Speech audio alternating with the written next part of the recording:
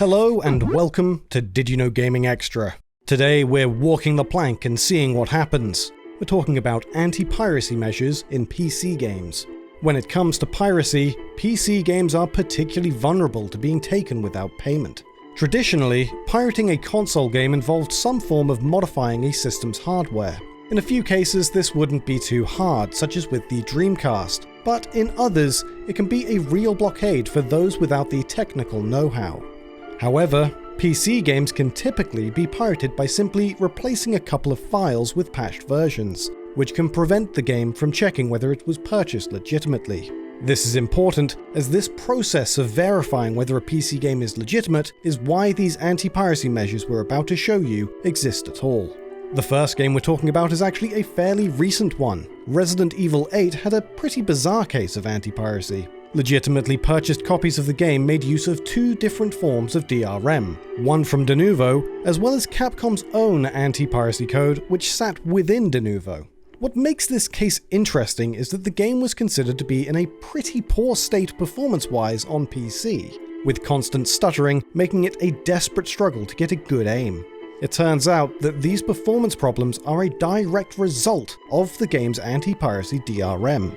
This was realized after pirated copies of the game were seen to be running in a significantly better state than the purchased release, all a result of the crack removing the game's DRM.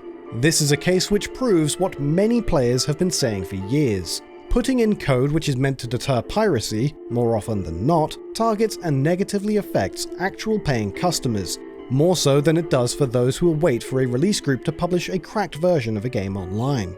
As a result of the numerous complaints directed at Capcom for their poorly executed protection, the company published an update which fixed the performance issues relating to the game's anti-piracy measures a couple of months after launch, which ended up angering some people further, as it was clearly an obvious issue from the moment the game was released, and Capcom likely knew about it before publication, yet they failed to fix the problem before selling it to customers. Despite knowing that their anti-piracy measures were causing problems for paying customers, it seems Capcom refrained from changing course on preventing piracy, as they possibly saw the first couple of months to be the most profitable, wanting to protect the game from being cracked during the initial hype phase of its release. The main problem with this approach is that it assumes a lack of skill within the piracy scene, which is known to frequently open up impossible to crack games in a matter of days. Since you're watching Did You Know Gaming, you're probably interested in game creation, and if you're interested in creating or playing games, then you should check out today's sponsor, Core. Core is a free hub for creating and playing games, and has some super easy to use game creation tools powered by Unreal Engine. Anything you make using these tools can be published to the Core hub for everyone to play. You can create or play shooters, RPGs, platformers, you name it. Core has over 20,000 titles made by its talented user base, such as the racing game Cookie Carts, the sports game Super Summer Run, and the deathmatch title Katana Dash. And we at Did You Know Gaming have actually been playing this surprisingly fun and polished mini-golf title on Core by Divide. Tons of new games are published every single day by Core users for you to try out, and if you'd like, you can even add us to your friends list and see what we're playing. So if you want to try thousands of free games right now, or try your hand at creating some games yourself, get Core for free today using the link on screen or in this video's description. One anti-piracy method that was used by the team over at Facepunch for their massively successful sandbox game, Garry's mod, was rather smart in not just its execution, but also its purpose. An update to the title resulted in a new error message when trying to boot the game, explaining that it was unable to shade polygon normals, along with a seemingly random error ID. Looking for how to fix this problem, users would post their error messages online in the search for a solution. What they didn't realize, however, was that the error was only turning up for those that pirated the game. And not just that, but the error ID was in fact their Steam ID. As a result, pirates outed themselves directly to the game's developer. Garry Newman, the game's lead, revealed that he'd found thousands of users that had pirated the game.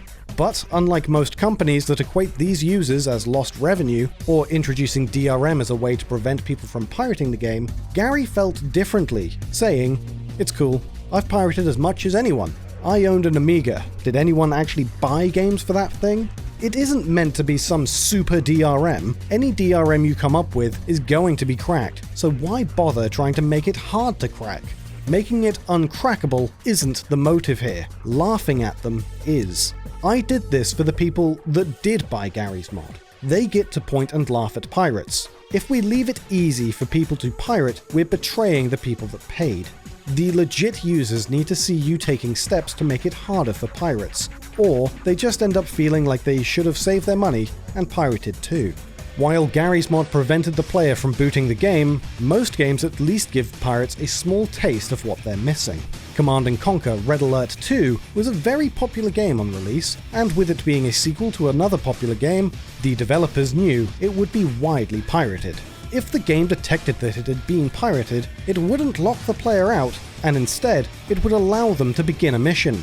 However, while the player is setting up their base, ready to dominate their adversaries, it would only give them 30 seconds to do so, before causing all of their units to self-destruct in a nuclear explosion. One issue with this is that the player can find themselves blowing up after installing the Yuri's Revenge expansion and patching the game. This would sometimes show up as a false positive to the anti-piracy system and trigger it. It should fix itself after a single instance in legitimate copies, however. This didn't stop a widespread issue, however, with the Origin release, where you can still find numerous people reporting this problem. One game which didn't have any DRM at all was The Witcher 2 from CD Projekt Red, who continue to believe that putting copy protection on games does not solve people pirating their game. While they believe that players should pay for the work the company has done, it doesn't believe in DRM, as it becomes more of a hindrance in the long term for those that actually purchase their games. At one stage, it was estimated that 1 in 5 copies of The Witcher 2 being played was actually legitimate, which is a pretty staggering figure. The company believed they could identify players that pirated their game and would send letters out to players found to be playing the game illegitimately, something which actually angered the players who had paid for the game. The company retracted from this after complaints arose, and even apologized for issuing legal notices to pirates. There was actually one method of anti-piracy included in the game itself, however, which is possibly even more disturbing than receiving a legal request for compensation. If the game detects that it has been illegally obtained, scenes which involved romantic relations with Geralt and any of his would-be lovers would be modified, taking away what should be scantily clad ladies for the boys, and replacing them with Mariette Laredo, the rather creepy, deranged old lady. While she will, thankfully, remain fully clothed, it can result in some rather strange moments that would have, without a doubt, caused pirates to deeply ponder their actions in one way or another. While we're talking about fantasy titles, The Lord of the Rings: The Return of the King knew exactly how to deter fans of the franchise from wanting to play its pirated content. Though the game can still be played while pirated, it will often crash on the completion of a level, and certain actions can't be performed, meaning around a third of the game can't actually be completed. The game's difficulty is also fixed on hard mode, and experience point rewards are hugely limited, making even some of the easiest parts of the game into a real mission. Co-op is just entirely broken, but above all else, the player is forced to play the entire game as the brave, but unbelievably useless hero, Samwise Gamgee. Sam is possibly the worst character in the game, so combined with a lack of experience points and the difficulty being locked to hard mode, it almost feels like just taking the ring to Mordor yourself would be an easier feat than completing the title. Yet another fantasy title on our list is an early Mac title called The Quest, which had a small change for its pirated release. After the player sets out from the kingdom, they're normally greeted by a scene which has the player encounter a dragoon who imprisons you. This scene is reused, but appears immediately after leaving the game's opening castle instead. Here, they're greeted by a screen which reads, "Suddenly a huge red dragoon and company appear from nowhere. What's this? Software pirates? They'll make fine fodder for our dungeon vermin. Men, take them away, and be wary, they're naughty rascals." Normally, hitting a key will provide the option of restarting the game, but instead, this pirated version will simply immediately reboot the computer entirely. And now for this episode's random piece of trivia. And today, we'll be talking about the hugely popular Mortal Kombat series. We've had some trivia provided to us courtesy of Outworld over on Twitch about Mortal Kombat 2. MK2 for arcades was a big hit with audiences on its release. Not only did the game get many positive reviews, but it was also a great financial investment for arcade operators at the time, with players constantly pumping out coins into the machine to keep the violence rolling on. However, in more recent years, exploits for the machine have been discovered which, if they had been recognized earlier when arcade gaming was the norm, it could have easily spelled disaster for Midway's profits.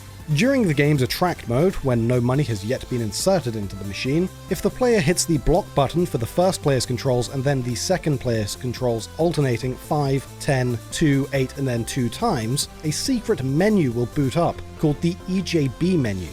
This menu was a development test menu created by Ed Boon, thus its name being the Ed John Boon menu, which under normal conditions wouldn't provide much use besides seeing diagnostic and statistical information about player habits on the machine. However, by performing a diagnostic check from this menu, it seems the check was only considered for auditing purposes, as when it completes, it will send the user back to the system's actual audit menu, a different menu which provides options for the game's difficulty and, more importantly, the cost of credits. From this menu, it's possible to change the game into free play mode, meaning it can be played without having to pay. This was only discovered a couple of decades after the game's release, so while there are still Mortal Kombat 2 arcade cabinets out in the wild, they aren't exactly in as active circulation as they once were. However, with this knowledge, you can now play any Mortal Kombat 2 cabinet without having to fork out your coins. And I'm talking about coins with a K, of course. Did you also know that Pokemon Ruby and Sapphire were going to have Pokemon not featured in the final release of the game? Or that Waluigi and Daisy were going to be unlockable characters in Mario Party 3? For more facts, check out our videos on Game Boy Advance and Nintendo 64 facts. Thanks for watching, and hey, you could also check us out on twitch.tv/DidYouKnowGaming, where we play Did You Know Gaming videos 24/7. Why not watch along with your friends?